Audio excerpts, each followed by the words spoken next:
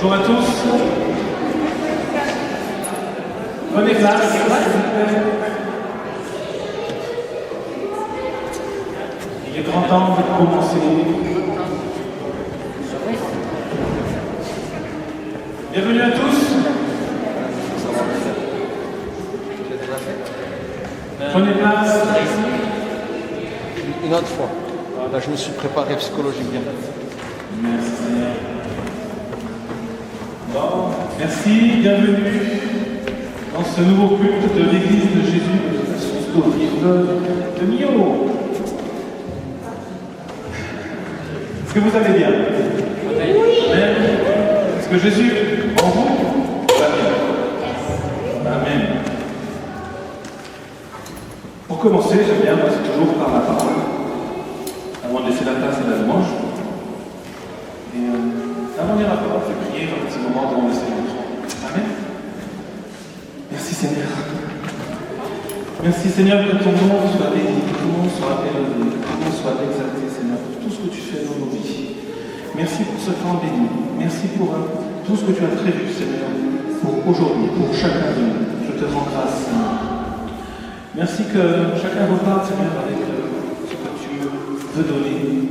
Que chaque cœur soit prêt à recevoir, Seigneur, ta parole, à recevoir de toi, pour chacune de nos vies. Je remets ce temps sous le sang précieux de Jésus-Christ, nos familles, nos vies, tout ce qui nous appartient, sous la protection du sang de Jésus-Christ de Nazareth, le roi des rois et le Seigneur des seigneurs. Merci Seigneur, que ton nom soit élevé, exalté Seigneur, dans ces lieux, autour de ces lieux, dans nos vies, aujourd'hui, demain, après-demain, tous les jours et toutes les nuits. Que ta grâce abonde, Seigneur, dans ce lieu.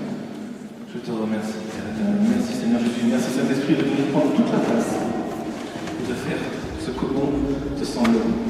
Amen. Je vais vous prendre un psaume. Vous m'entendez bien? Amen. Le psaume 150. Le dernier. Voilà. Il y en a qui connaissent. Il est bien. Louez Dieu dans son sanctuaire. Louez-le dans l'étendue où éclate sa puissance. Louez-le pour ses hauts faits. Louez-le pour sa grandeur infinie. Louez-le au son du corps. Louez-le au son du luth et de la cithare. Louez-le avec des danses et au son des tambours. Louez-le avec la lyre et avec la flûte. Louez-le par les cymbales bien retentissantes. Louez-le par les cymbales résonnant avec éclat. Le dernier verset, que tout ce qui vit loue donc l'Éternel. Alors ma question aujourd'hui, c'est est-ce que vous êtes vivant? Oui. Alors, louez l'Éternel. Alléluia. On passe à la louange.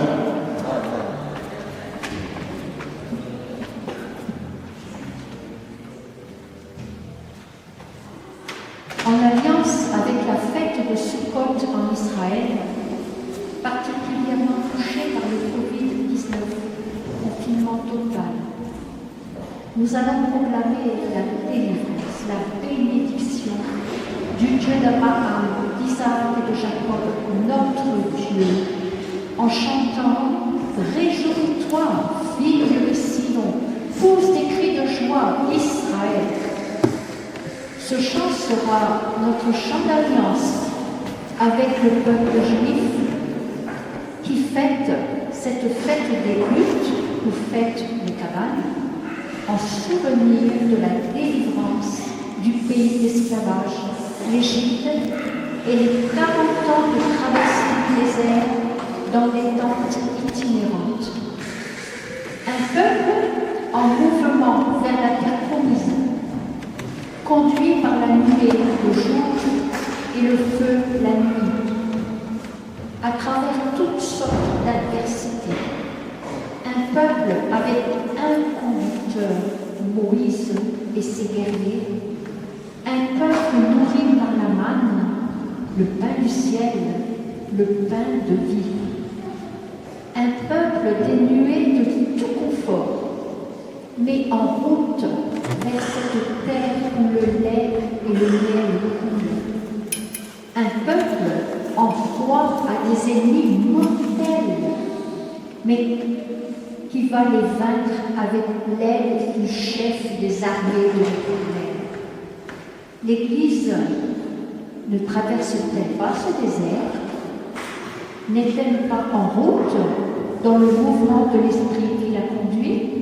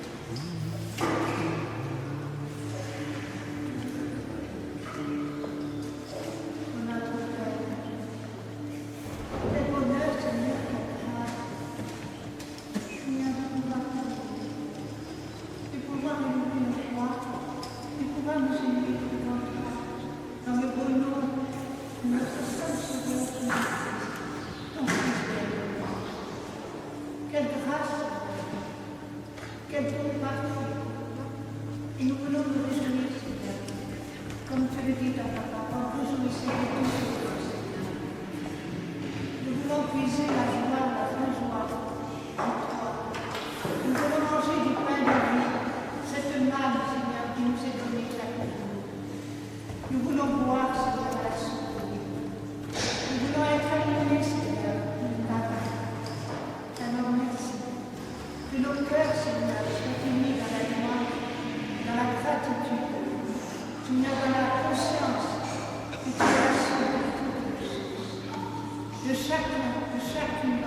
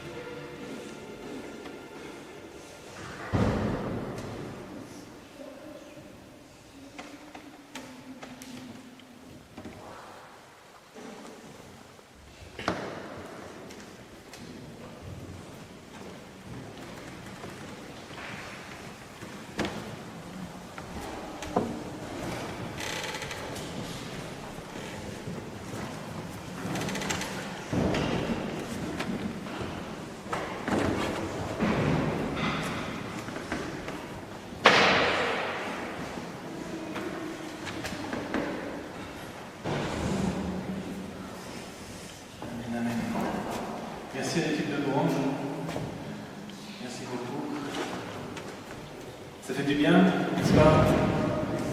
Oh, oui. On a chanté Jésus, tu es là. Oui, il est là aujourd'hui, mais il est là tout le temps.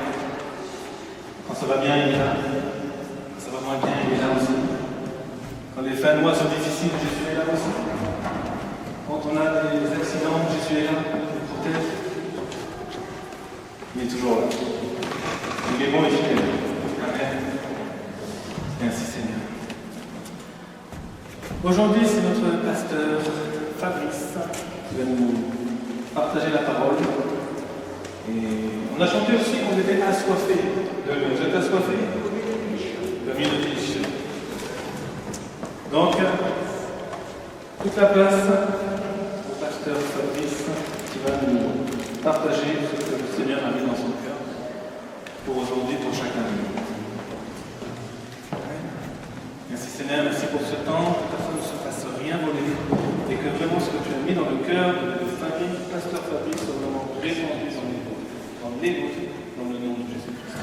Merci Seigneur.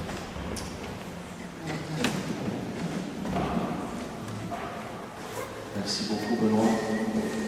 Merci aux musiciens, aux chants, aux serviteurs de l'Éternel. Alléluia. Merci à chacun d'entre vous. C'est bon de sentir la présence de Dieu, d'être touché par son amour, de se laisser imbiber. On est un peu sec des fois. Et notre vie, ça accroche. Et quand on est imbibé de son amour et de son huile, ça glisse, ça accroche et ça passe tout seul. Alléluia. Merci Jésus. Est-ce que vous voyez bien? Vous avez bien vu les chants tout à l'heure? C'était bien? Ok. Père très saint, je te remets ce temps de prédication. Tu dis que tu es toi qui oins ta parole. La parole de Dieu, elle est ointe. Elle est proclamée avec foi par des hommes sur la terre, répétant ce que Dieu a dit dans le ciel. Et alors la parole de Dieu ne revient pas à lui sans avoir pleinement accompli tout ce pourquoi il a créé, tout ce pourquoi il a prononcé. Seigneur, je te prie qu'il en soit ainsi, comme il en est ainsi depuis bien plus de 2000 ans. Quand tu as commencé à parler et que tu as créé tout l'univers alors que rien n'existait, que tout a été créé par ta parole. Je te bénis, Père très saint, au nom puissant du Seigneur Jésus-Christ, car je crois que toute ta parole est la vérité.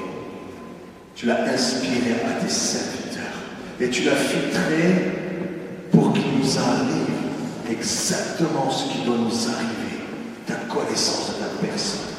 Seigneur Jésus, on ne peut pas t'inventer, tu es écrit dans la Bible, tu es écrit dans les textes, tu es un personnage, un humain qui a vécu sur la terre, que des hommes ont vu, dont ils ont témoigné de ton action, de tes paroles, de ton caractère, de tes œuvres miraculeuses et glorieuses. Et on ne peut que regarder, écouter et se laisser toucher par Dieu lui-même. Parce que Dieu a ouvert sa parole. Merci Seigneur Jésus. Que tout ce qui s'oppose à la parole de Dieu, tout ce qui veut la moindrir, la limiter, la détourner, la rabaisser, lui enlever sa puissance et son autorité. Toutes ces choses orgueilleuses qui se dressent contre la connaissance de Dieu se taisent à l'instant même au puissant nom de Jésus-Christ.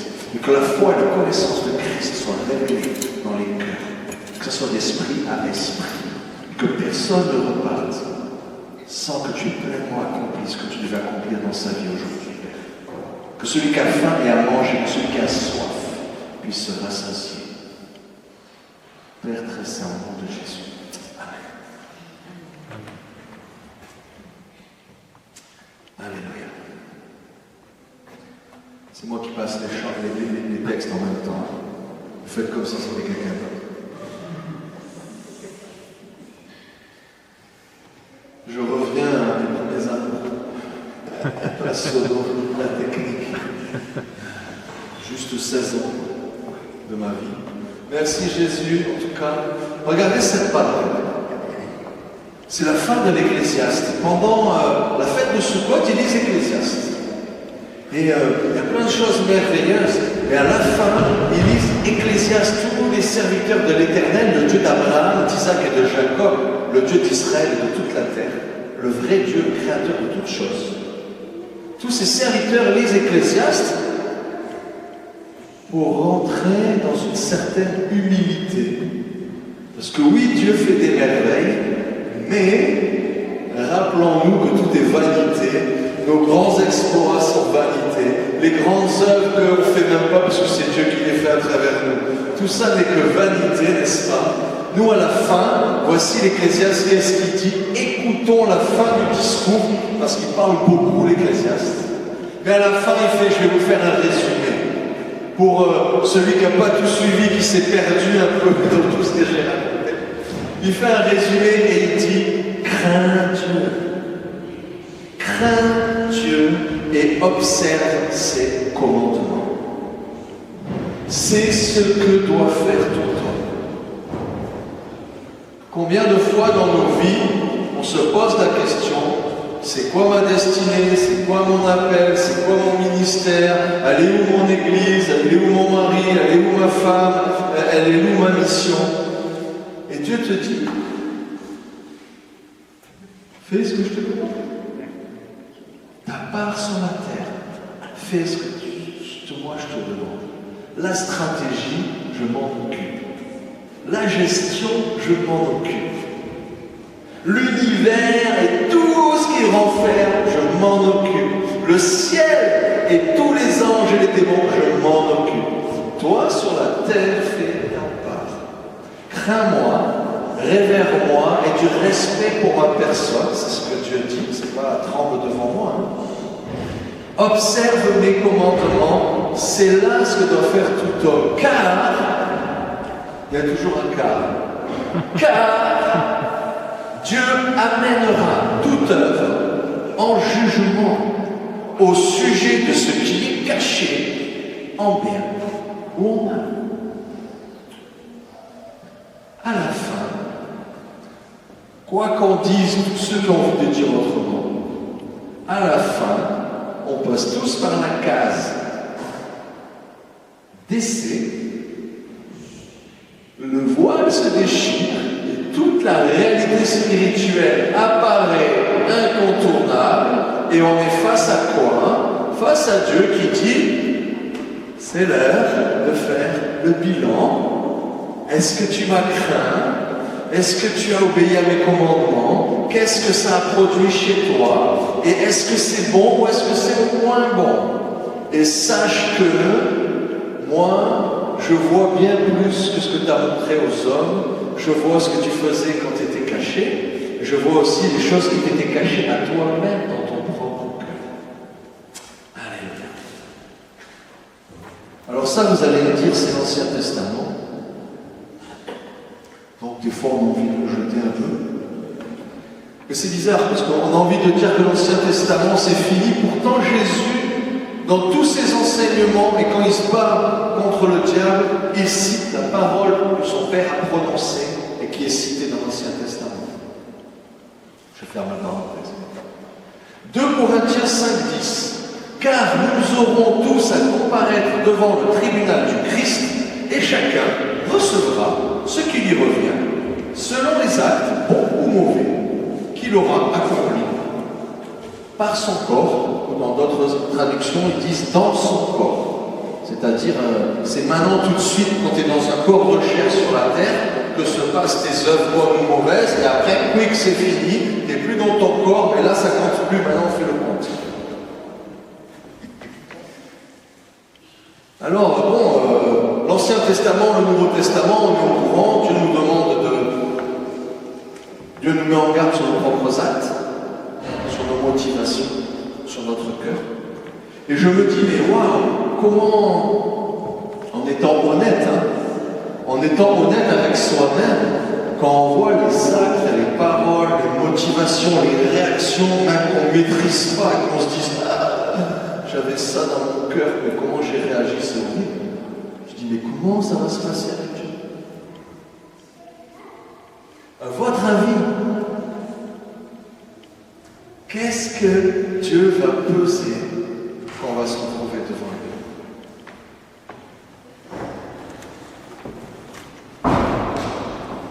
Alors là, je sors un petit peu de la parole pour rentrer dans un témoignage que peut-être vous avez entendu d'hommes de Dieu, de personnes qui sont décédées, qui sont montées au ciel, et ils étaient là, et il y avait un ange qui les attendait, le ciel, il y avait comme un filtre, et il y avait un test.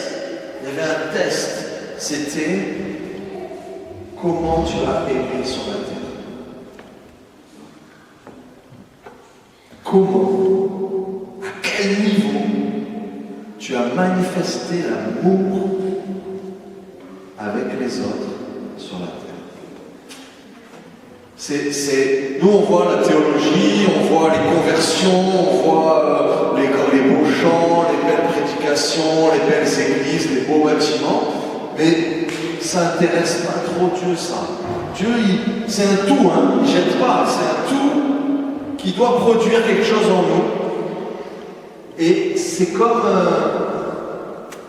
quand je taille ma vigne et que j'en prends soin, c'est pas juste pour passer le temps parce que j'aime bien couper des feuilles ou creuser la terre ou me salir. En vérité, j'aime bien manger du raisin. Donc Dieu nous cultive, Dieu prend soin de nous, Dieu nous sème, nous met de l'amour, nous donne le Saint-Esprit, nous rachète par le sang de son Fils. C'est pour qu'il y ait quelque chose de lui qui soit produit par nous.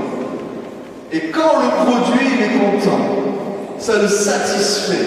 Et moi, satisfaire Dieu, je trouve ça intéressant à connaître, parce que toute l'humanité fait des millions de choses, les unes plus horribles que les autres, de s'inciser, de se frapper, de tuer, d'égorger, de faire sauter des bombes, de faire tout ce que vous voulez, en espérant toucher Dieu, alors que Dieu te dit, je t'ai montré mon amour en Jésus-Christ. Est-ce que toi, tu peux manifester de l'amour comme il t'a montré? Et c'est pas si simple. C'est pas si simple d'aimer. Il y a quelqu'un, c'est facile pour lui d'aimer. Vous avez le droit de lever la main, de sauter de joie, de bondir en disant « Ouais, là, je suis fort, je suis nul en maths, je suis nul en anglais, je suis nul en français, mon amour, je suis super fort. » Mais c'est pas si évident que ça.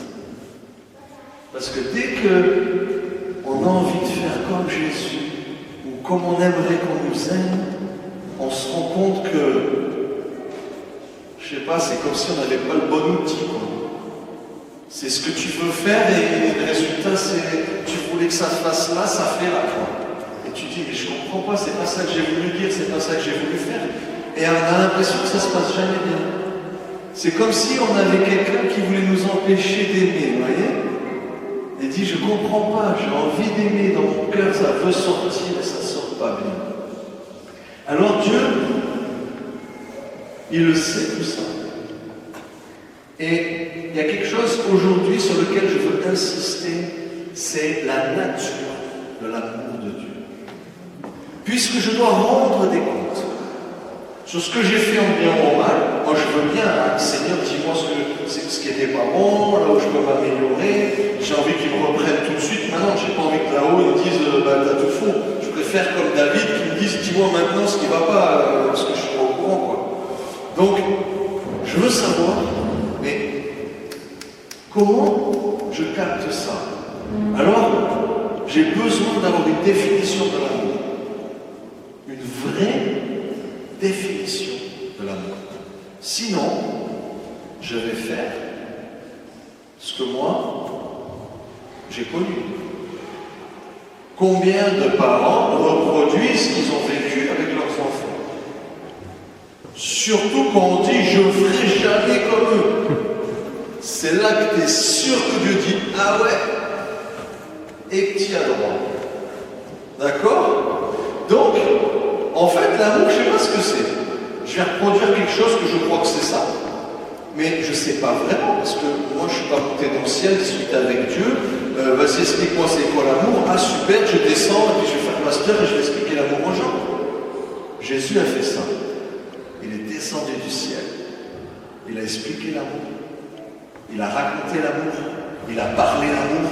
Il il a prié l'amour, il a agi l'amour, il a marché l'amour, il a donné jusqu'au bout, il a utilisé tout ce que Dieu lui a donné, son corps, pour manifester l'amour sur la terre. Alors, j'ai quelques... comment dire? Juste quelques recadrages sur l'amour de Dieu. Parce qu'il y a plein de gens qui parlent d'amour dans le monde, évidemment. Est-ce que quelqu'un a envie d'être haï? À part quelques perdus qui vont dire oui, la plupart des gens ont plutôt envie d'être aimés en général. Hein? Est-ce que tu veux être haï, méprisé, frappé, tué? Non, c'est bon. Donc tout le monde a envie de dire oui, aime-moi. Et l'amour de Dieu, qui a été répandu dans mon cœur, se manifeste dans deux directions. Envers Dieu lui-même, c'est la moindre des choses, il m'a aimé le premier. Donc on est fait pour aimer Dieu. Et vers les autres. Comment est-ce que j'aime Dieu? Et là, on a tout ce qui existe. Je prends une ceinture d'explosifs, mais je me fais exploser. Je vais conquérir un pays pour mon Dieu. Je vais aller à l'église. Je vais faire plein de sacrifices de sang. Je vais allumer plein de cierges. Je vais me mettre à genoux. Je vais me lever. Je vais m'allonger.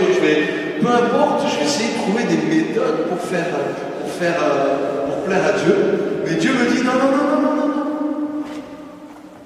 Celui qui m'aime vraiment, c'est celui qui retient mes commandements et qui les applique.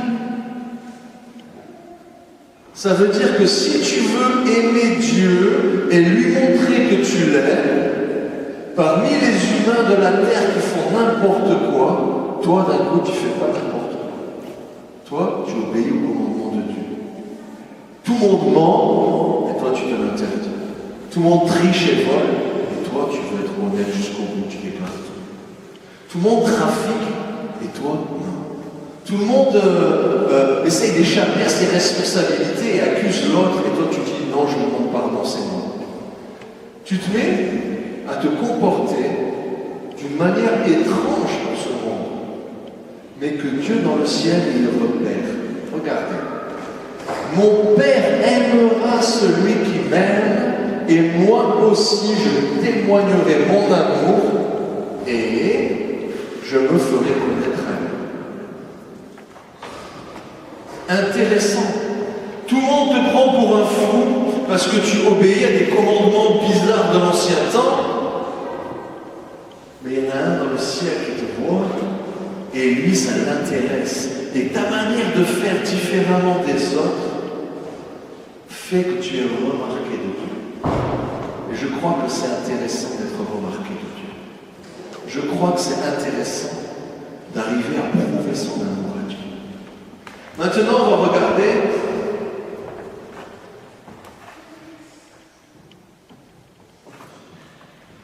aimons-nous les uns les autres car l'amour est de Dieu et quiconque aime est né de Dieu et connaît Dieu. Celui qui n'aime pas n'a pas connu Dieu car Dieu est amour. Voilà pourquoi c'est important de manifester son amour. C'est que tu manifestes la nature même de Dieu sur la terre. Et l'auteur de l'amour, Dieu qui est amour, il le reconnaît. Même si tu es tout seul au milieu de 10 milliards de personnes, toi, l'amour qu'il a mis dans toi, ça sent bon et Dieu le reconnaît. Alléluia. Alors, ok, on doit aimer, Dieu aime, Dieu est amour et on doit le manifester de cette manière. D'accord. Mais, maintenant, concrètement, dites-moi, concrètement, on est tous confrontés à des limitations d'amour, à des incompréhensions. Aimer les enfants, c'est leur dire oui à tout ce qu'ils ont envie. Ou si être sévère, dur, savoir dire non, être comme un mur pour les arrêter quand ils vont faire quelque chose qui ne va pas. Au point qu'ils pleurent et qu'ils peuvent moins t'aimer. Un toxicomane, l'aimer, c'est lui donner de l'argent pour qu'il aille s'acheter de la drogue et ça le soulage. Ou c'est lui dire non, lui causer une souffrance qui va peut-être l'amener au salut. C'est quoi aimer? Il y a aimer dans notre âme, il y a aimer dans notre chair. Aimer dans la chair, c'est facile, les hommes, les femmes, les relations sexuelles, aimer, on voit à peu près tous qu'est-ce que c'est. C'est pas ça. Ce que Dieu demande, c'est pas ça. Je le dis, parce que c'est pas anodin. Quand il y a eu un grand réveil mondial, la naissance du mouvement charismatique aux États-Unis, il y a eu en même temps la naissance des Flower Power, Peace and Love et compagnie, et c'était vraiment la copie du diable d'un mouvement spirituel où les gens venaient prêcher dans la rue, dans les plages en Californie, ils priaient pour les malades étaient guéris, il y avait des choses miraculeuses, on a redécouvert les dons spirituels, ce qu'on appelle les charismes, c'est pour ça que ça s'appelait le mouvement charismatique. Et tout de suite, le diable a fait une copie, et il y a eu les babas cool, et je couche avec tout le monde, et la vie est belle, c'est l'amour.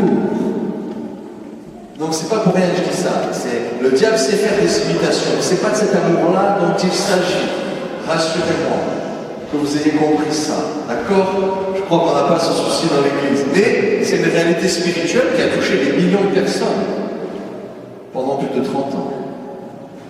Ça peut nous paraître une blague, spirituellement, théologiquement, mais c'est quelque chose, c'est une stratégie qui a marché, parce que des gens ont voulu s'aimer et dire maintenant c'est fini, le carcan, on va vraiment s'aimer, on va être frères et sœurs, on va s'aimer, puis on va aller plus loin, on va vraiment s'aimer beaucoup, et ça a été horrible, ça a été une dégradation de l'être humain avec une catastrophe spirituelle assez conséquente, d'accord? Il y a aussi l'amour émotionnel. Et celui-là, il est déjà plus difficile. L'amour de l'âme, il est déjà plus délicat. C'est je t'aime, donc je te laisse faire, mais c'est pas bien, faudrait pas que je te laisse faire.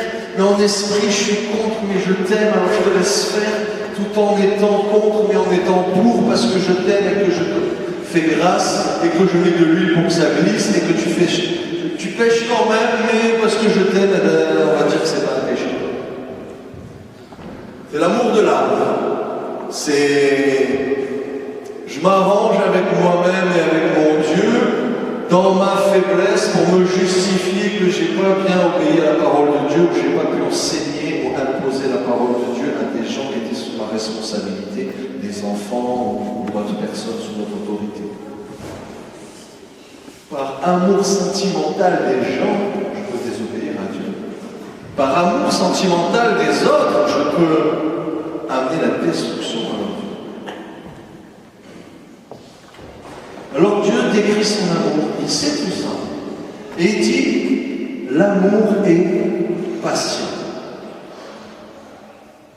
Alors déjà, si votre frère, votre soeur, vos enfants, vous les attrapez, vous les secouez parce que c'est pas, ils n'ont pas compris, c'est déjà plus de l'amour. Si tu veux tout de suite, dans ta relation sentimentale, dans ta relation amicale, dans ta relation professionnelle, si tu veux tout de suite, tu n'es déjà pas sur le bon chemin. Parce que les choses se cultivent, les choses se travaillent, les choses se cajolent, les choses s'entretiennent. C'est un jardin. La graine se ploum, la récolte, ça c'est un distributeur, c'est pas un jardin. D'accord? L'amour de Dieu est patient. Il est plein de bonté. Dans chacun de ces domaines, nous avons une limite. On peut trouver ici celui qui est le plus patient. Mais par rapport à Jésus, sa patience, c'est une toute petite patience. D'accord? Donc c'est pas un jugement, c'est pas une condamnation, c'est Dieu définit un territoire et le but de nos vies, c'est de conquérir et d'élargir nos limites et de repousser toujours plus loin la limite de ce dont on n'est pas capable, afin d'obéir de plus en plus à Dieu, toujours plus à Dieu. Donc l'amour est plein de bonté.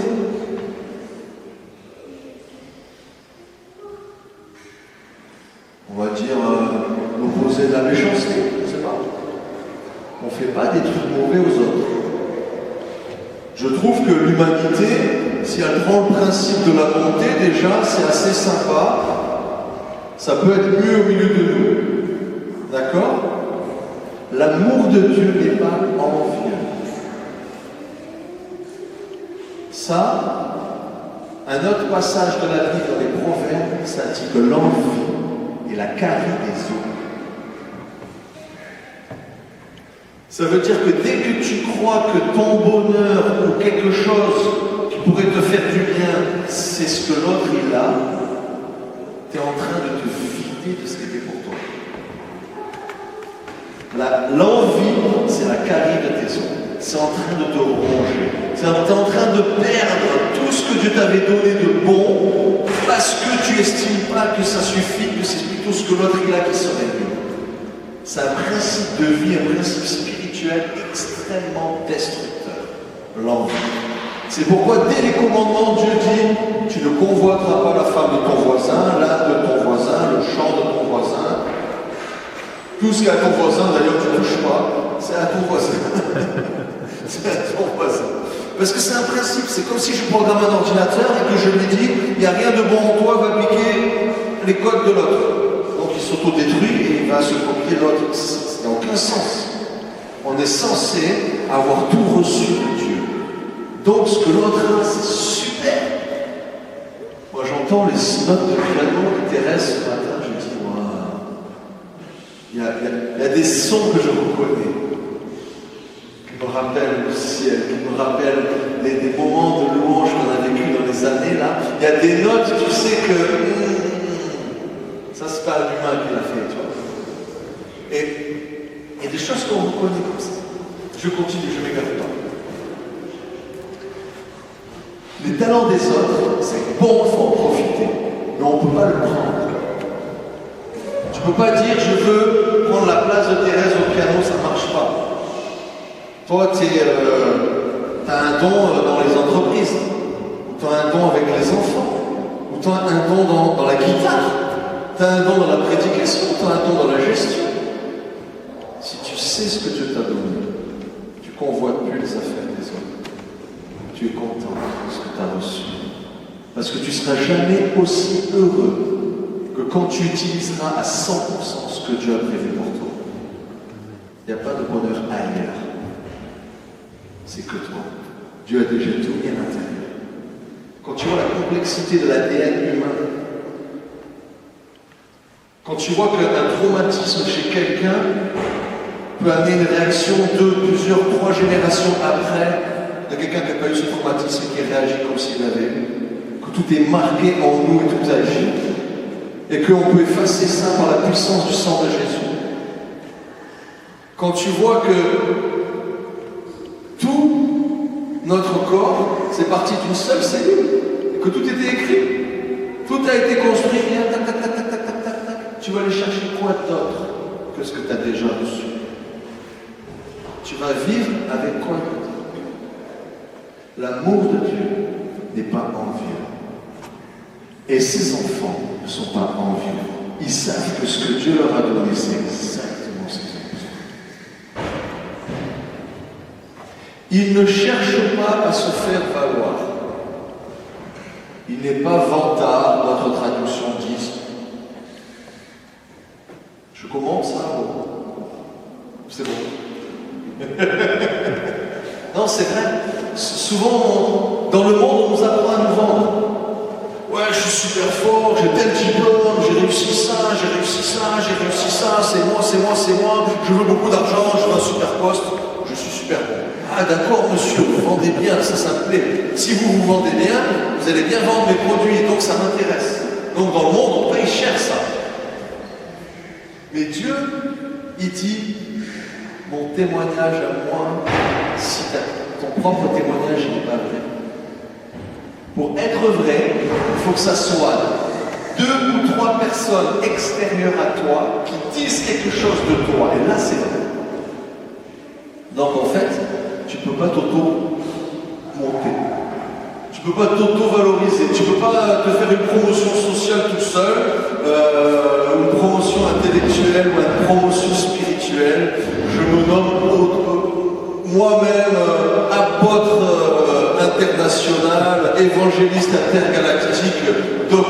la préscience de la loi divine en araméen et en hébreu. Ça n'existe pas. C'est quelqu'un reconnaît en toi, quelqu'un dit ça de toi, et là tu es élevé. Et je vous rappelle juste ce principe spirituel que le diable avait un petit peu oublié, mais que Jésus connaît bien, c'est l'orgueil précède la chute et l'humilité précède la gloire. Le diable a voulu s'élever au-dessus du trône de Dieu. Il a atterri au dernier étage du fin fond de l'enfer. Et Jésus a dit, je paye pour les autres, je m'humilie comme le pire des coupables, je vais en enfer. Et Dieu le ressuscite et il l'élève et il assoit sur son trône au plus haut qui existe. Dans le monde visible et dans le monde invisible. Amen. Continuons. Il ne s'enfle pas d'orgueil. Quand on regarde la chute d'Adam et Ève, quand on regarde la chute de Satan, l'orgueil c'est de se croire meilleur que l'autre. D'accord? Et les caractéristiques du diable, c'est la rébellion, l'indépendance, l'orgueil. On connaît tout ça. C'est pour ça que, malheureusement, depuis la chute d'Adam, on a les caractéristiques de notre père spirituel naturel, c'est-à-dire le diable, et tout le monde est orgueilleux, tout le monde est rebelle, tout le monde est indépendant, tout le monde...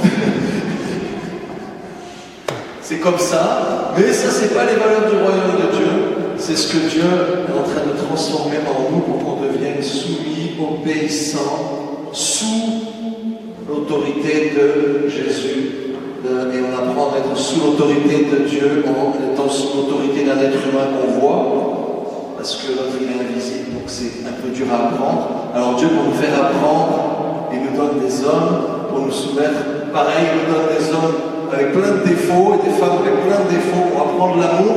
Et il dit, si tu n'aimes pas ton frère et ta sœur que tu vois, tu es un menteur, tu ne peux pas aimer Dieu que tu vois pas.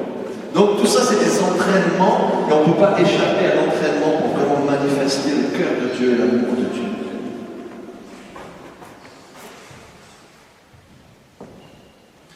Il ne fait rien d'inconvenant, rien de mal, rien qui choque, rien qui heurte. Le but, c'est d'amener l'autre plus proche de Dieu. Ça, c'est un peu compliqué. Le but, c'est pas d'amener l'autre à se sentir bien, c'est pas d'amener l'autre à être riche, ce n'est pas d'amener l'autre à connaître beaucoup de choses. C'est d'amener l'autre à connaître plus Dieu. Plus quelqu'un connaît Dieu, plus il devient ressemblant à Dieu. Et sa vie s'améliore tout de suite. Parce que la vie éternelle, c'est de connaître Dieu. Le but de Jésus sur la terre, c'est de nous racheter par son sang et de faire connaître celui qui l'a envoyé, Dieu son Père. Si je connais Dieu, tu sais, c'est un peu comme aller à l'Élysée, tu connais le président pas. Mais tu le connais vraiment pas, tu l'as vu à la télé. Hein. C'est quand il te voit, il te fait « Ah, laisse-le passer, c'est mon pote !» Et t'arrives à l'Élysée, tu rentres, bonjour, tu t'assois et tout ça, tu visites tout. Tu dis « Mais qui c'est celui-là ?» Oh, le privilège du gars. Il connaît le président, mais grave. Vous voyez le truc? Si vous êtes connu de Dieu et vous connaissez Dieu, vous allez dans le ciel, c'est écrit, devant le trône pour plaider l'intercession, la prière. C'est ça. Toi, tu es connu de Dieu. Quand tu viens demander à Dieu, Dieu t'exauce. Tu dis, avant, il m'exauçait pas. Maintenant, Dieu m'exauce. Je suis connu de Dieu et je connais Dieu. Ok. On a encore des limites là. Il ne cherche pas son propre intérêt. Là, je pense que si le monde se met à appliquer ce principe, ils ne font plus rien. Toutes les entreprises s'arrêtent, toutes les associations s'arrêtent, toutes les relations s'arrêtent, y compris les relations amoureuses. Parce que je crois que sans Dieu, chacun ne cherche que son intérêt. Chacun cherche que son intérêt. C'est ahurissant que Dieu dit, le vrai amour ne cherche pas son propre intérêt.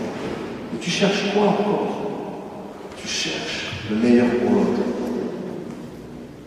Tu cherches que le projet de Dieu s'accomplisse pour l'autre. Tu cherches que l'autre y rentre dans sa destinée, qu'il accomplisse les œuvres que tu avais prévues pour lui. Qu'il a la confiance en lui pour oser faire des choses nouvelles que Dieu lui demande de faire. Pour qu'il puisse participer et recevoir la portion de gloire que Jésus a prévue pour lui. Vous savez que chacun d'entre vous, vous avez une portion de la gloire de Jésus qui est prévue pour vous. Relisez Jean 17. Dans l'unité et dans la gloire, et il a prévu de partager cette gloire avec vous. Ça fait partie des choses qui montrent que vous lui appartenez. C'est qu'il vous donne sa gloire. Il dit, le Père m'a donné sa gloire. Moi, je vous donne aussi ma gloire.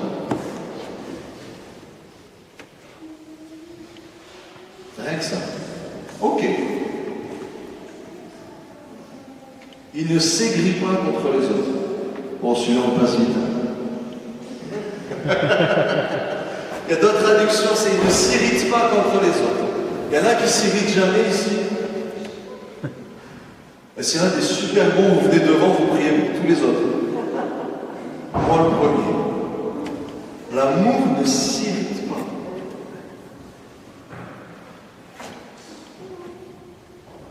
Pendant la louange, j'étais en train de réfléchir à tous les trucs qui pouvaient m'irriter. Et j'ai dit, mais l'amour ne s'irrite pas. Waouh! Alors ça déjà j'arrête, ça j'arrête de le penser, ça j'oublie, lui je le bénis, nanana. Oh là là, ça fait un nettoyage. Tu te sens tellement plus léger, t'as plus rien qui te touche, t'as plus rien qui t'embête, parce que t'as pas à t'irriter pour quelque chose que l'autre fait. C'est son problème devant Dieu. Et comme Dieu s'occupe de lui, le problème ne va pas traîner. Ça va juste traîner si toi tu t'en mêles. Parce que tu vas coincer avec tes doigts tout le mécanisme, tu vas te faire mal et tu vas arrêter le mécanisme de Dieu. D'accord? Ok, l'amour de Dieu ne s'aigrit pas contre les autres, il ne trame pas le mal, il ne fait pas des plans qui sont basés pour piéger les autres, pour faire tomber les autres, pour évincer les autres, pour remplacer les autres, pour voler les autres. Il n'y a pas de stratégie démoniaque. Il est écrit dans la parole, sois comme un enfant vis-à-vis du mal, comme un sage vis-à-vis du bien. Sois stupide et un bébé quand il s'agit de faire le mal. Je ne sais pas faire, je suis un bébé. En mal, je ne suis pas bon, je suis nouveau. Comment on fait, je ne sais pas. J'arrive pas à faire le mal. Par contre, pour faire le bien, sois super intelligent, mais toute ta force, toute ta sagesse, toute ton intelligence pour réussir à faire des choses bien. C'est ce que Dieu nous demande. Nous, d'instinct, on est plutôt assez doués pour faire le mal, sans faire exprès. Et dès qu'on fait un truc bien, on est comme Paul. On dit, j'arrive pas à faire le bien que je veux faire, et je fais le mal que je ne veux pas faire. Alléluia. En tout cas, tout ça, c'est ce que Dieu attend de nous. Si tu te dis, qu'est-ce que je dois faire? Aller évangéliser les Martiens, les Vénusiens, Dieu te dit, voilà, juste, prends exemple, je t'explique, tu prends, tu l'appliques dans ta vie, tu obéis, personne ne te voit. Les autres peuvent te prendre pour un fou, mais moi, dans ma vision, je vois. Je reconnais l'odeur qui est la mienne, je vois la lumière qui est de moi.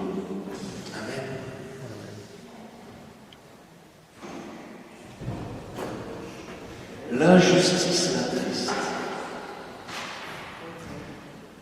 Le nombre de choses injustes qu'on voit en ce moment autour de nous, à la télé, au niveau des lois et tout ça, personne ne peut se réjouir quand il y a quelque chose d'injuste qui est imposée aux êtres humains. Personne ne peut se réjouir d'une politique injuste, d'une dictature ou d'une manière d'obliger ou de manipuler les uns et les autres à faire quelque chose qui est contre eux. Personne ne peut se réjouir de ça. L'amour n'aime pas ça. L'amour aime ce qui est juste et équitable. La vérité réjouit l'amour. Bon, Jésus est la vérité. C'est normal que celui qui aime Jésus. Amen. En tout cas, on est toujours dans la vérité. Et ça, autant on reconnaît chez les autres quand ils mentent, autant c'est plus dur des fois, surtout quand au niveau de l'âme, on négocie tellement avec nous-mêmes et avec Dieu qu'on ne sait même plus qu'on se ment à soi-même, qu'on se trompe soi-même. Vous savez, c'est comme la Bible qui dit celui qui dit qu'il n'a aucun péché, c'est un menteur. Il se trompe lui-même. Il n'a pas bien vu. Dire la vérité n'est pas bien rentrée à l'intérieur de lui pour éclairer les secrets de son cœur, pour qu'il dise oh, il tombe à genoux et dit Seigneur, je suis comme ça, pardonne-moi, lave mon cœur, change-moi. Je ne suis pas meilleur que les autres. Je veux te ressembler. Si tu ne me transformes pas, je suis bon à jeter à la poubelle, à la gêne, pareil que tout le monde. Si toi tu ne changes pas mon cœur, je ne peux pas le changer. J'ai besoin que Dieu vienne changer mon cœur. Longtemps, les chrétiens, on les a vus comme des gens, style je suis quelqu'un de bien, et on les voyait à l'église bien habillés, et je fais les choses bien. Et les gens qui connaissaient leur vie savaient que dès qu'ils sortaient de l'église, ils allaient au bistrot, c'était fini. Ou à la maison, les enfants, ils se faisaient frapper, et la femme, ça se passait pas bien, et ils disaient, tu vois, regarde, là c'est tout comme ça, mais en vrai, c'est pas vrai. Mais en vérité, Dieu ne veut pas qu'on se montre bien. Dieu veut qu'on voit dans le miroir de la parole de Dieu qui est la vérité, combien on est sale, combien on est indigne de son amour, afin d'être encore plus proche de lui pour qu'il continue de nous transformer. Plus je vois ce qui ne va pas en moi, plus j'ai envie de m'approcher de lui pour qu'il me donne de lui. Et plus je m'approche de lui, plus je vois ce qui ne va pas chez moi. Et j'ai besoin de ça. Ok. Alors là, beaucoup de grâce. Voici comment on doit être, non pas dans l'idéal, comment on est avec Dieu. Ça veut dire c'est ça qu'il veut. Donc si Dieu dit fais ça, c'est pas dans l'idéal, c'est quand tu y arriveras, c'est maintenant tu le fais. Bouge-toi, travaille ici, jour et nuit, et là je suis avec toi et on va travailler ensemble et ça va devenir vrai. En toute occasion, il pardonne. En toute occasion. Ça veut dire là, si vous dites Seigneur, est-ce que je retiens des choses pour quelqu'un et que il y a une grande liste avec la liste de ça, en 1942, ça, l'autre il m'a fait ça, et lui, mais lui il est comme ça, et comme ça, et comme ça, et elle est comme ça, et comme ça, et comme ça. Waouh! Vous savez que celui qui fait la liste de ce qui ne va pas, c'est le diable. Dans le ciel, il y a un tribunal, Jésus est notre avocat.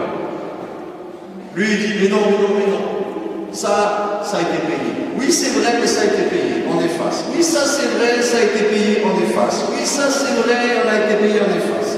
Et en face, il y a l'ennemi qui dit, oh Dieu, il a péché, il a fait ça. Il ne mérite pas sa bénédiction. Oh, il a fait ça, il ne mérite pas sa guérison. Oh, il a fait ça, il ne mérite pas son exaucement. Et en face, il y a Jésus qui dit, mais il est venu me voir, il m'a demandé pardon, j'ai payé à la croix. D'accord. Le principe où nous, on est exaucés et on reçoit dans le ciel ce pourquoi on est allé prier pour le ramener sur la terre, un exaucement, une guérison, une onction, un miracle, un changement de situation. C'est parce que dans le ciel, quand on y va et que le diable nous accuse, il se pourrait qu'il dise des choses qu'on n'est pas confessées. Et donc Jésus, devant son Père, ne peut pas dire « Oui, c'est vrai, il l'a confessé, j'ai payé pour lui, c'est effacé. » Il risque d'être coincé et de dire « Ça, il veut le garder, il ne me l'a pas donné. » Alors le diable, il a raison. « Père, je ne peux rien dire. Il ne veut pas me le confesser, ça. Il ne veut pas arrêter ça. Je ne peux pas dire que j'ai payé pour lui. Je suis désolé.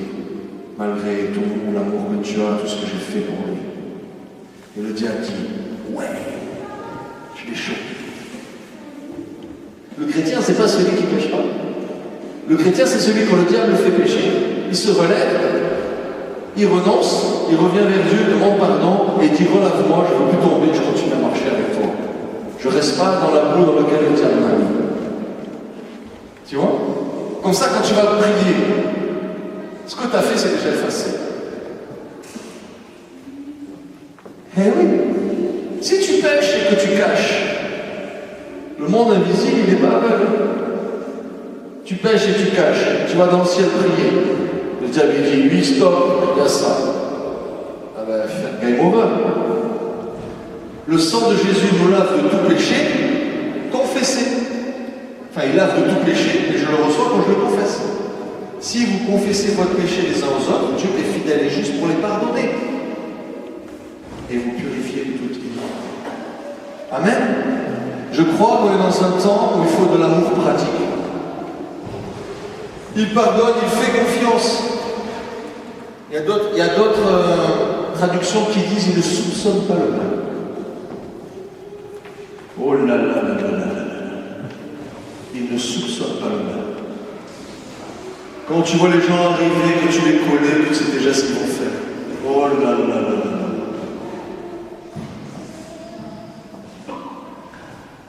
C'est dur ça. Tu sais qu'est-ce qui les anime, tu sais qu'est-ce qui les motive. Et ils viennent te parler comme ça. Et toi tu dis, est-ce que ce coup-ci, c'est pas ça? Imaginez Jésus qui parle tous les jours avec Judas Iscariote. Il sait son cœur, il sait ce qu'il va faire, il sait comment il est. Mais tous les jours, jusqu'au bout, il va dire, ah, il peut aujourd'hui encore être différent. Allez, je ne soupçonne pas le mal, je sais ce qu'il va faire. Non, c'est une position devant Dieu le Père, je reste dans l'amour, je décide de dire qu'il peut changer et de me comporter comme tel.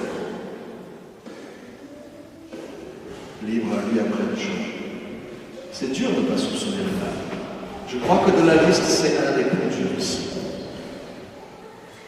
Il espère tout, il croit tout. Toute la parole de Dieu, pas que les versets qui nous intéressent. On croit tout. Et il persévère. Juste un mot sur la persévérance. On est un petit peu des gens de l'exploit. On est un petit peu une génération où on fait un coup, c'est filmé sur YouTube, waouh, c'est héroïque, c'est super. Puis le résultat, on rate. Mais on met la vidéo de quand on a réussi. Vous voyez? C'est, ah, ce frère, il est désagréable aujourd'hui, j'ai réussi à lui parler, à lui sourire, et ah, ouais. Ah, le mendiant, là, il me gonfle, hein, mais bon, allez, j'ai donné une pièce aujourd'hui.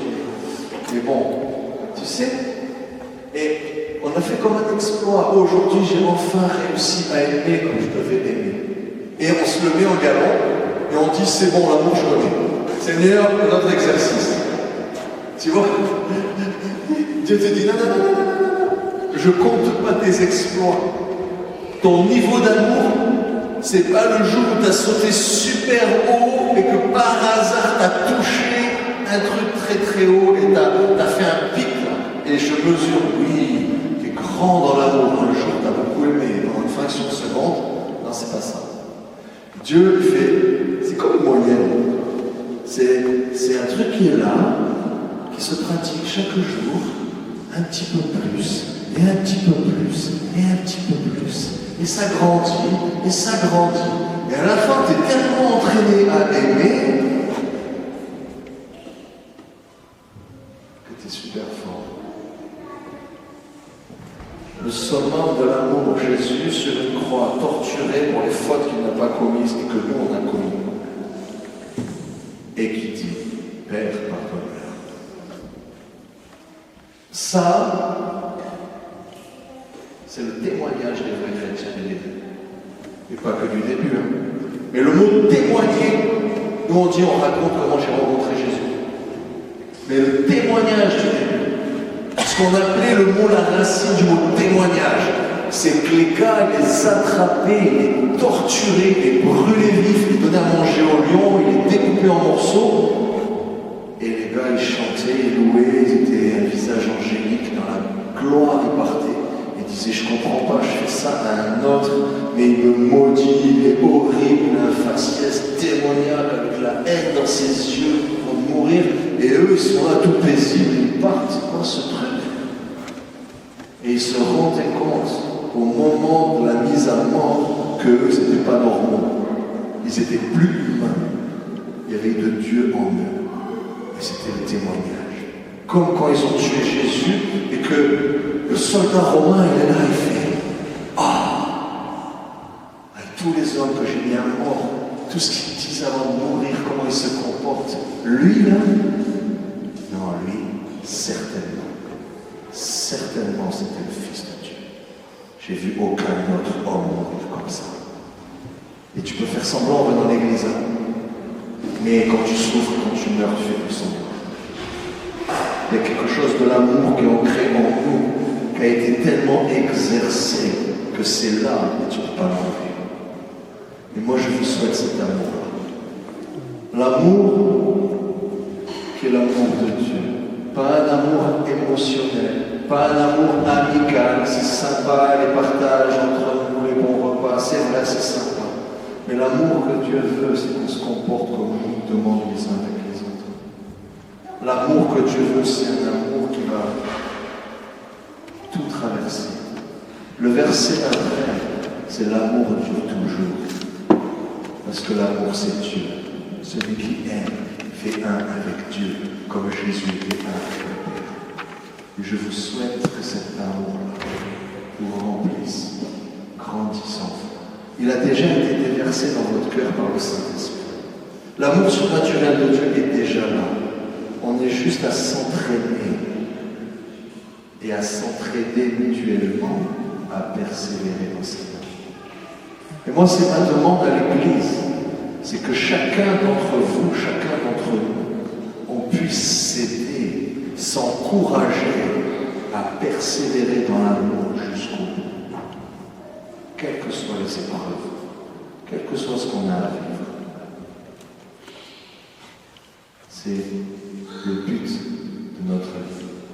C'est là-dessus qu'on va être pesé. Est-ce que j'ai aimé jusqu'au bout? Et combien j'ai aimé? De quelle qualité, de quelle quantité? Qu'est-ce qui reste de l'amour que Jésus a donné sur la croix pour moi? Cette petite graine que j'ai reçue, est-ce qu'elle a porté son fruit? Je vous souhaite à tous, et je me le souhaite à moi aussi, d'être fructueux de l'amour. Le monde a désespérément besoin d'amour. L'être humain a été créé pour aimer et être aimé. L'être humain est ainsi fait à l'image de Dieu. Il a besoin d'amour. Un vrai amour. Amen. Merci.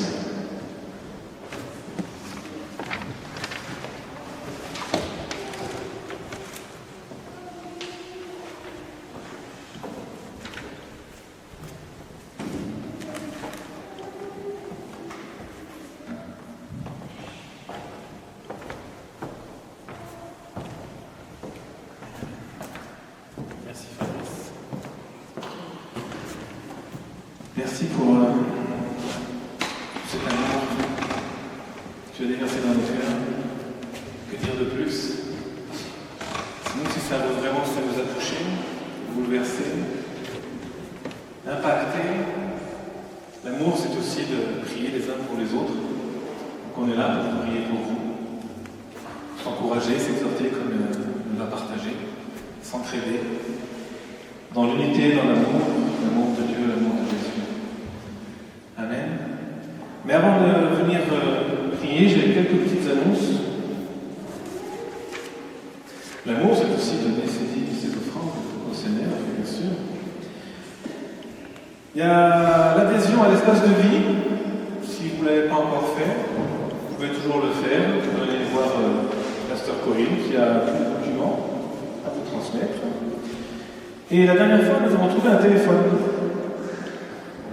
Est-ce que quelqu'un a perdu son téléphone? Apparemment non. Bon, à la prochaine fois. Voilà. Voilà. Si vous voulez venir, on prie pour vous. Sinon, je vous dis à dans 15 jours. La semaine prochaine, c'est par vidéo. Et voilà, que Dieu vous bénisse dans son amour et sa paix pour